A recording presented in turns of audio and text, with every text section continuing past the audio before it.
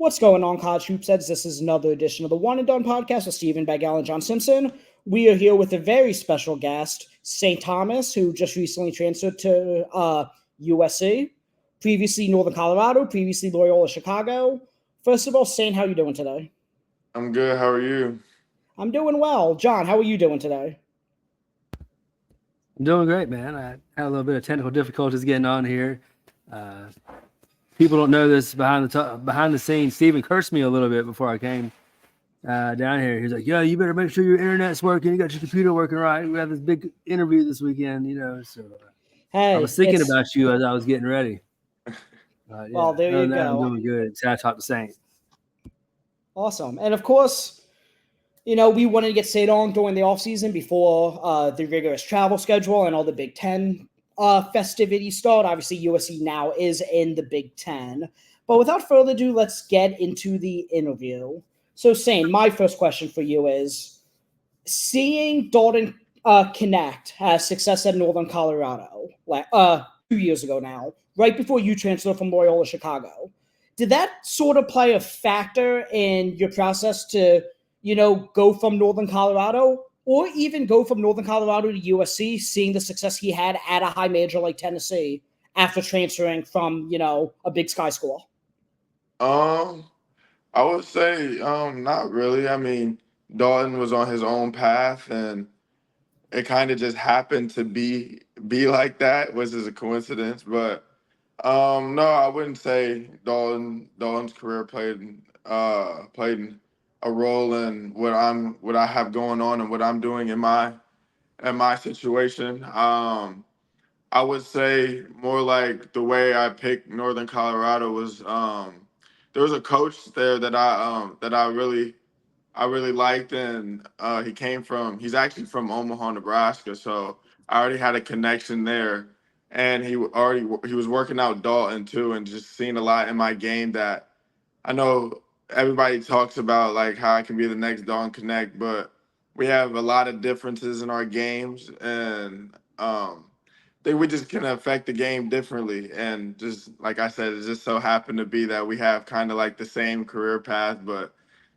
I don't really try to think of it like that. I know I have to write my own story. And hey, props to him. He's going to get lottery picked this year. And I mean, hopefully I can do the same. Hopefully I don't read Dalton 2.0. But yes, I mean, I'm glad to see where he's at. And just now I have to write my story as well. Well, again, John and I both have all the faith in you. We were not only excited to get you on because we think you're a hell of a college player, but we both think you're a legitimate NBA player. So we're looking for the path, towards the 2025 draft as well. Thank you. Oh yeah, absolutely. Dalton, there's worse things to be than Dalton Connect 2.0,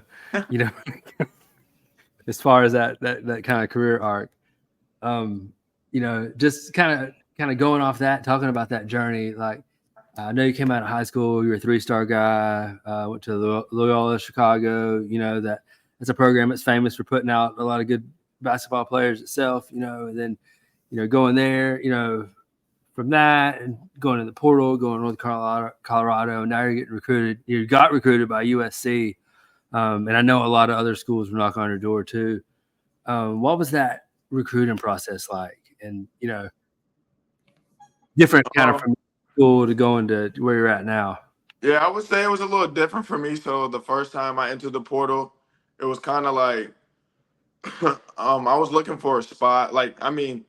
Loyola Chicago, like my career there, it was kind of like up and down for me. So I mean, my freshman year, kind of played a little bit, and we went to the tournament. And then my next year, kind of went through some mental health stuff and kind of left. So my options were very like limited when I came out of Loyola, and really just my goal was to find a coaching staff that was really open, and was comfortable going to them, like telling them like, hey, I might have a bad day maybe 3 times out of the year, but like I want to express that to you. I want you to know that, and just an open and warming like coaching staff that I can really just, like I said, be comfortable with. That was really the first thing I was looking at, and the first time in the portal. And I would say Coach Smiley at Northern Colorado gave me everything that I wanted there. he coached me, but he also just like knew that it was bigger than basketball, and he just learned how to like approach me in different ways just about life, just because he knows what I've been through, and he just worked with me. And I mean, that's all glory to God right there. He just I fell in that situation, and with him, he's just such a good dude.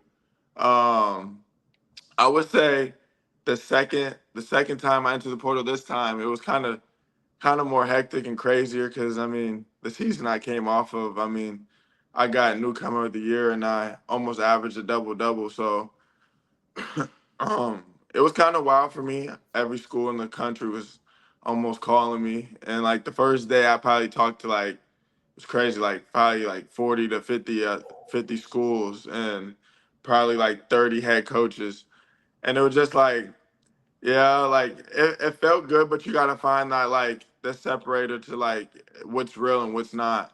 And like I'm a realist of my game. Like the biggest thing in the portal was for me, like I wanna go play in the conferences that I know I can strive in. Like the Big Ten was like really number one on my list. And then right after that was like the Big East. Like I know I played my back towards the basket a little more, and I can really shoot the ball. I'm not like I'm just like super realist with my game, like I said. And those are the two big conferences I was really looking at.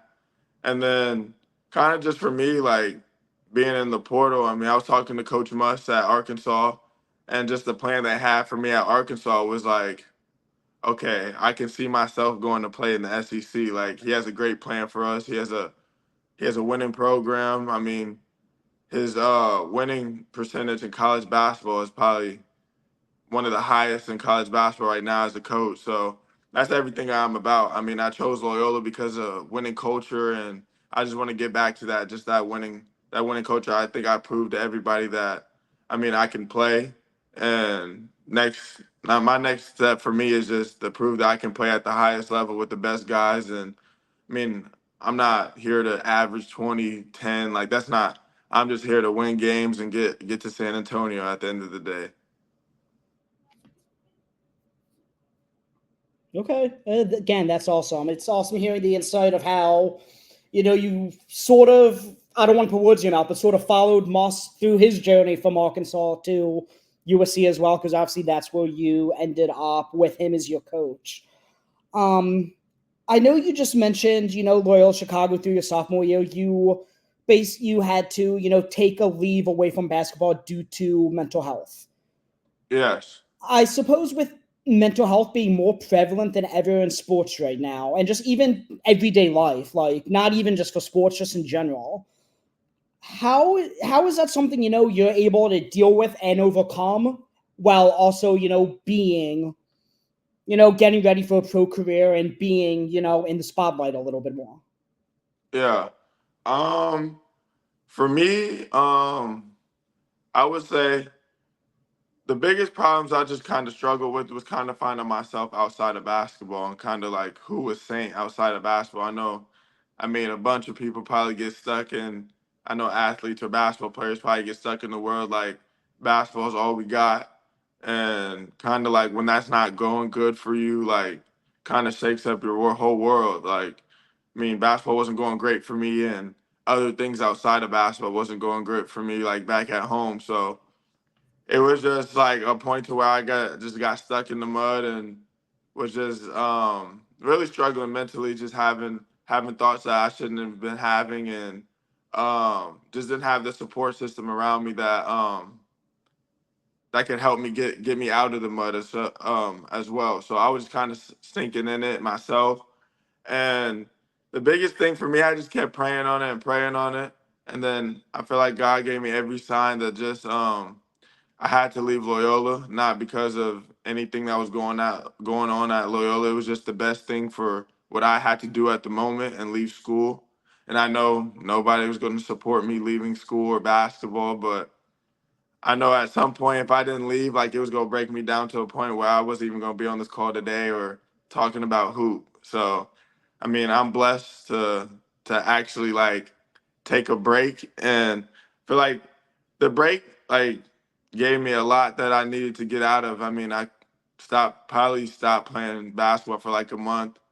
Got back, just like started like journaling, started finding out stuff that I like to do outside of basketball. I would go for like nature walks, and just talk to people that I know that have my back. Like really like just be surrounding myself that I know that people had good intentions and actually care for me and showed me love.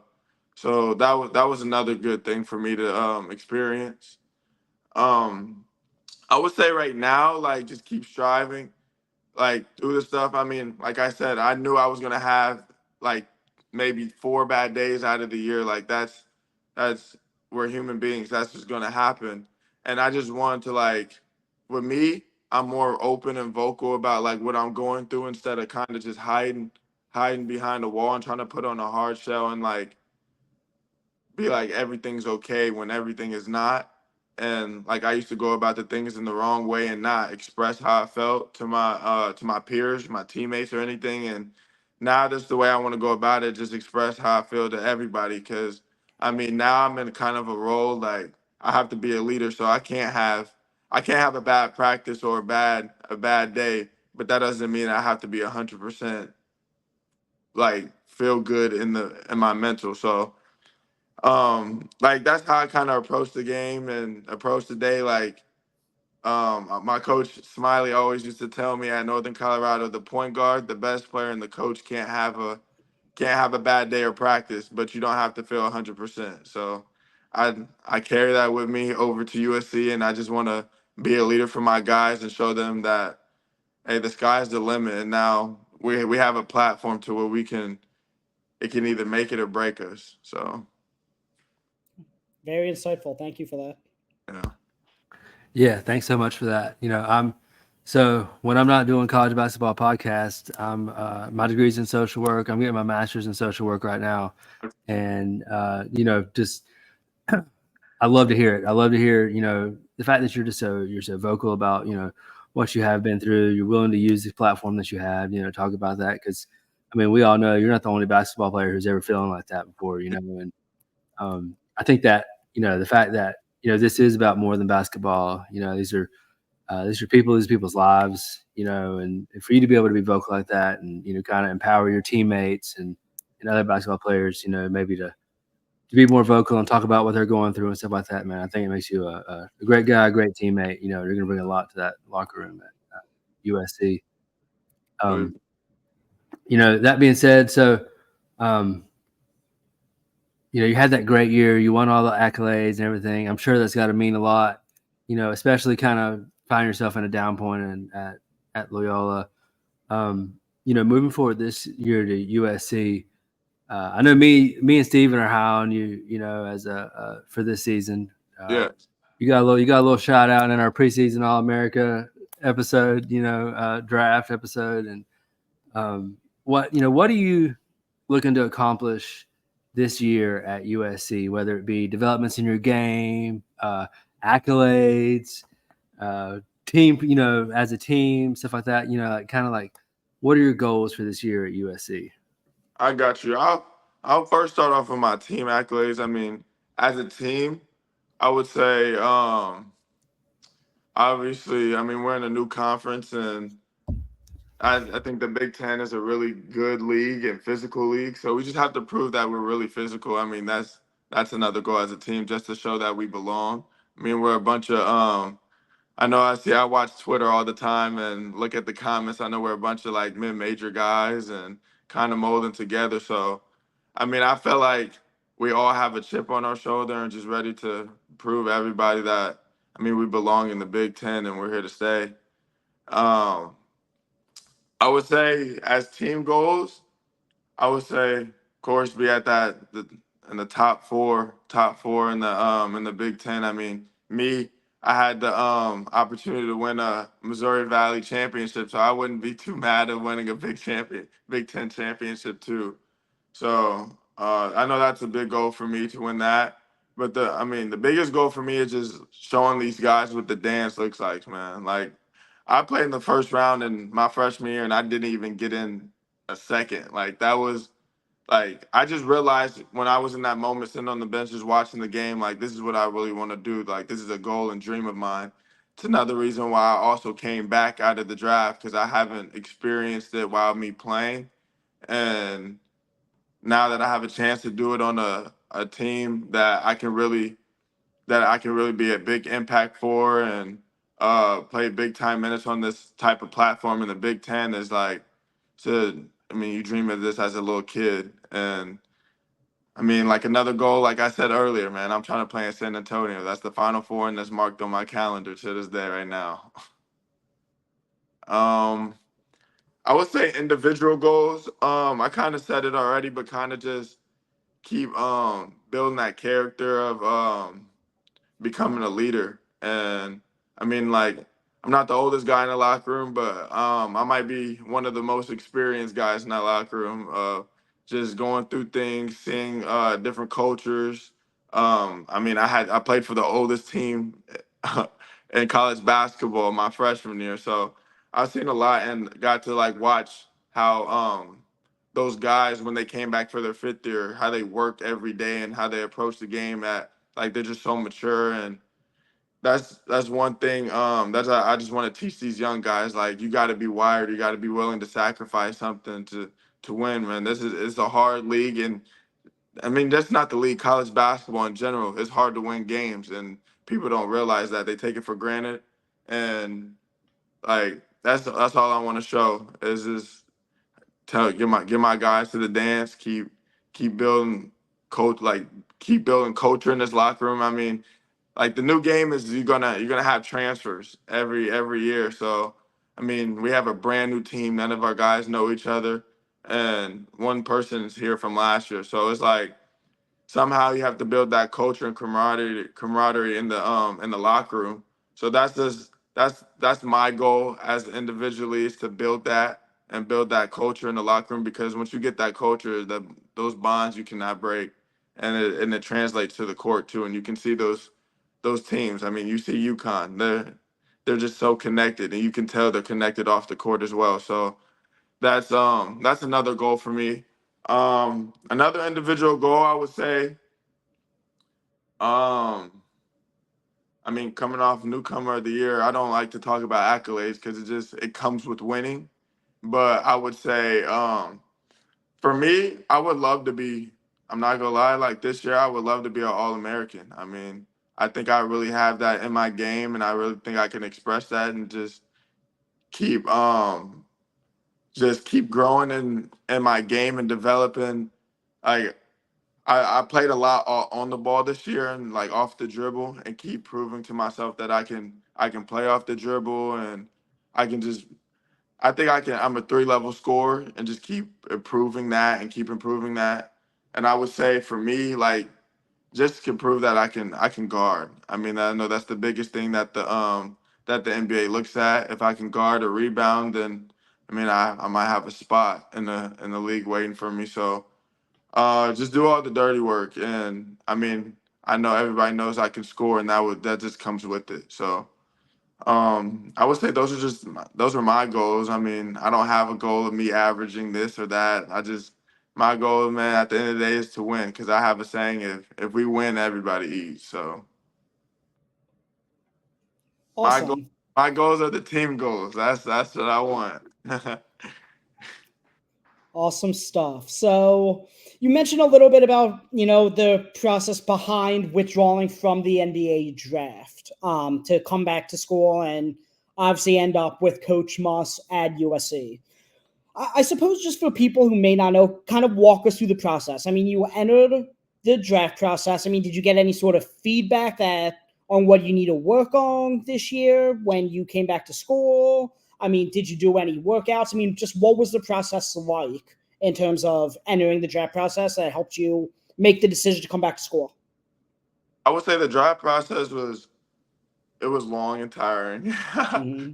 stuff, but I would say kind of like right after my season, I signed with an agency called Octagon, um, and I went out there to do. I went to Arizona to do like you could say pre-draft training, like before I can get to my workouts and stuff, just to get my body in shape. And so that experience was pretty nice. I was working out with some other guys there, like Harrison Ingram from North Carolina, Wuga that played at Miami this past year and just transferred to Villanova. Um, and then Javon Blackshire that just went to California from GCU. So I was working out with some guys that have a lot of experience in college basketball, and that's also trying to experience the draft process too.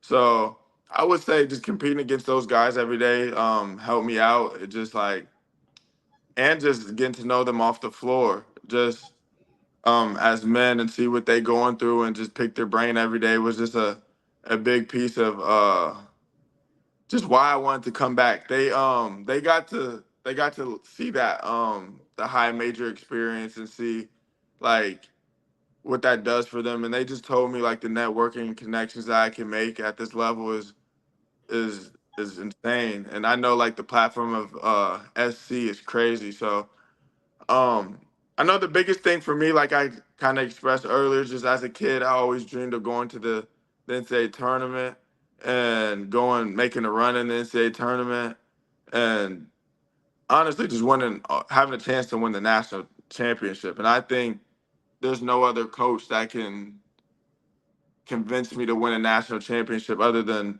Coach Musselman.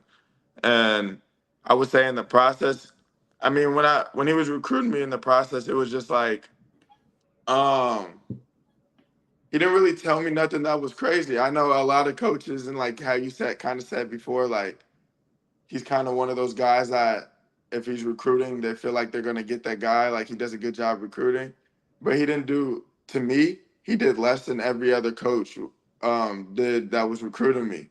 All he did was tell me my fit and opportunity, and that's all I needed to hear. That was it. Like I'm not a numbers guy. I don't want to talk about any money. I just want to know my fit and opportunity.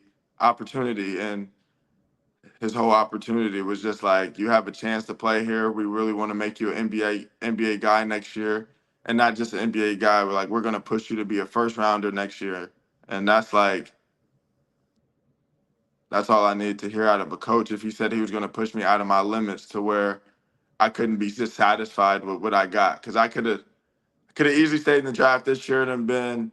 I mean, maybe the most feedback I got this year was like a two-way guy, and I know like I mean, that's still a spot in the league. And I know, like, I mean, a lot of guys were like, me and my trainer were going back and me and my agent was going back and forth of if I wanted to take that or not and what that looks like for me. But I know for me, it was just like, I didn't want to be satisfied with just taking that if I had another year.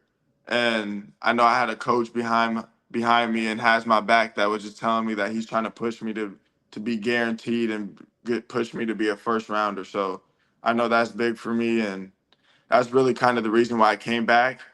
Um, I would say I worked out with the Nets for the pre-draft workouts. That was my first and only workout. Um, Unfortunately, I got hurt during my workout. At the end of the workout, I twisted my ankle, so that was kind of it after for that after my workouts. I know I had some others set up like the Celtics, Lakers, but after I just got hurt, I kind of just like yeah, that just kind of just gave me the sign where I just needed to go back to college and let's get this ball rolling. So I just moved out to California and was just ready to go ever since. Okay. Well, sounds like, awesome opportunity. And as I said before with this call, I mean, John and I were obviously excited to have you on because not only did we want to know more about St. Thomas, the person, but, St. Thomas, the player, is an NBA player in our eyes. So we're excited to see, how that draft process plays out next Yeah, year. John, yeah. do you have any final questions for Saint before we get into the full court press?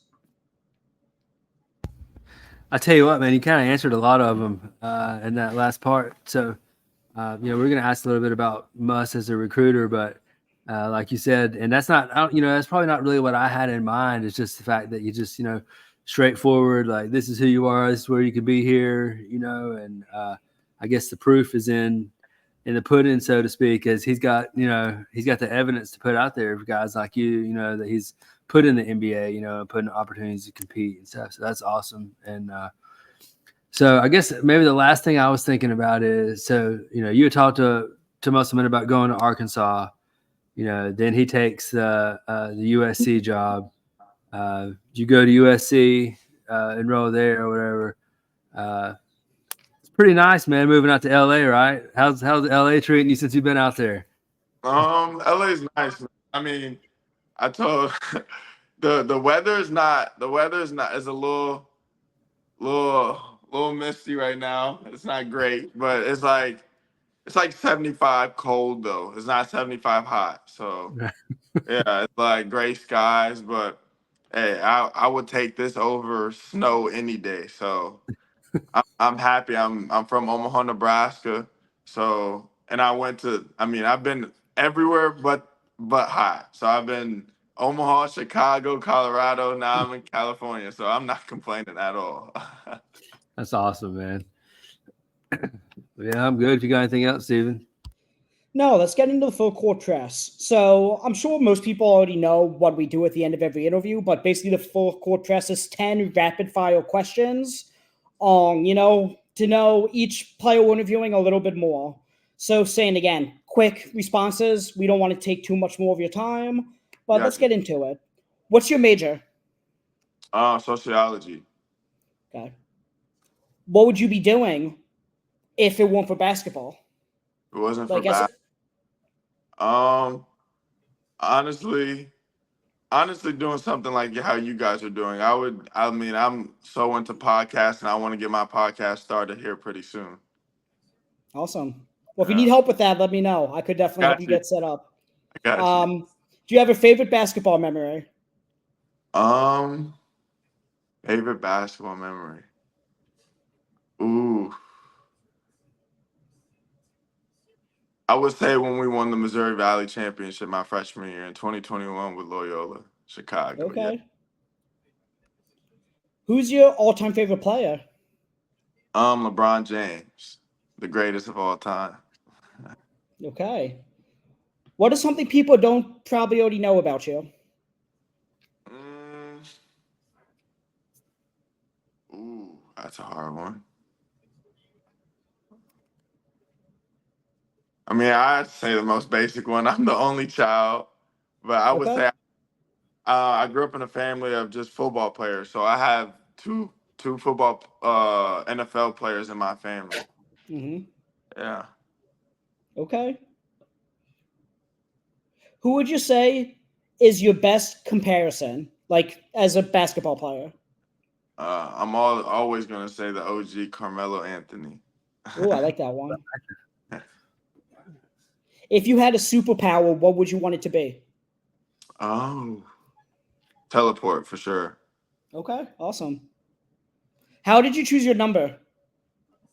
Funny story. I was actually number one out of high school, but Lucas Williamson was number one when I went to Loyola Chicago, and he's like the face of Loyola. So I had to pick a different number, and 0 is the number that was open, and so I never looked back from there. So Are and you wearing number? and I'm gonna wear number 0 at USC. It just stands so much for me now because I'm also from Omaha, so it says 0 and kind of just like the 0 for me. The O is Omaha, so I don't know. I just Okay. kind of like that. Who is the best player you ever played with, or the best player you ever played against? Best player that I played with, I would say, Hunter Silas. That's my best friend. That's my brother growing up. We played all the way to high school together, and I mean he had the chance to go. I think he went back to Wake Forest, and Mm-hmm. I mean hopefully next year we can both get drafted together. That'd be crazy. But best player that I played against, ooh, I would probably have to say either Walker Kessler or Jabari Smith. We played them in the battle for Atlantis when they were with Auburn. So yeah, they were pretty good. Okay. And our final question, you already answered. We conclude every interview with LeBron or Jordan. which way do you go? But you obviously just said LeBron's the greatest of all time. So I think Jordan's the greatest basketball player, but if we say like just overall of everything, like the media, everything, LeBron, you can't beat it, man. I'd like to say LeBron's the best ever, but Jordan was the most dominant ever, if that makes sense. Okay. You put it exactly how I want to put it. Yes. There you go. So, Exactly. okay. That concludes the full court press, and that concludes this interview. So, Saints, John and I obviously appreciate you taking the time during your off season to, sit down and chop it up with us a little bit. John, do you have anything to add? You're muted. I really appreciate you coming on here and talking with us. Great interview. We're looking forward to seeing you play this year. I think to me, it'd be a shocker if you and Hunter both weren't drafted in the first round next year. And I was surprised. I didn't realize that you guys had come up together playing basketball. So we're big fans of Hunter South on this show too. Yeah, I can't believe he didn't stay in this year, but they're going to be a good team this year too. So that's cool. That's a great story. So, but yeah, I appreciate you getting on here and just being so candid and talking with us about everything, in your life and stuff. That's awesome. Yes, appreciate you guys for having me. It means a lot. Okay. Well, this concludes this episode of the One and Done podcast. You could rate and review on Apple Podcasts, Spotify, wherever you get your podcast, or hopefully, if you listen to the audio version, I recommend this will be on the One and Done YouTube channel as well. And yeah, so Saint, again, we appreciate you taking the time and good luck this season. Hopefully, at the end of the year, maybe we could get you on again and kind of reflect on how the season went after you hang up and cut down the nets at the end of the year. Yes, of course. You gotta have a net. Yes, for sure. Absolutely. Okay. Well, we appreciate you. Thank you.